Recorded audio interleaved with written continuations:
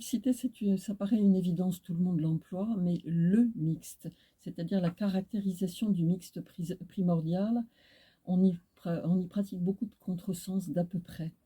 Or, c'est à la fois une évidence, deux sexes nécessaires à la pérennité d'un groupe, mais c'est en même temps leur complémentarité essentielle.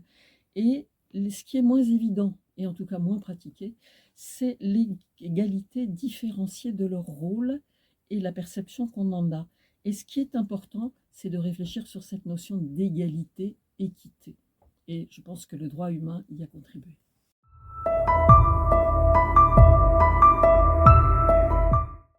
Je voulais revenir sur cette notion d'égalité parce que pour moi, elle est très importante. Elle figure dans l'article 1er de notre Constitution internationale, le droit humain, lorsque le droit humain affirmait, en 1893, affirmait l'égalité de l'homme et de la femme.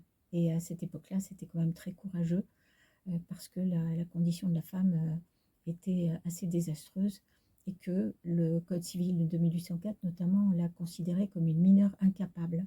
Donc là, on a l'impression de parler d'un féminisme radical, alors que pas du tout. On a parlé tout à l'heure aussi du féminisme réformateur, qu'ont formé Maria de Rem, Georges Martin, et dont faisait partie Léon Richer d'ailleurs. Et là, dans ce groupe-là, il y avait aussi beaucoup de francs-maçons et de libres penseurs. Et ces hommes-là, sans le soutien de ces hommes-là, le droit humain n'aurait pas existé. Tout simplement parce qu'ils étaient complètement convaincus par l'émancipation, le bienfait de l'émancipation de la femme.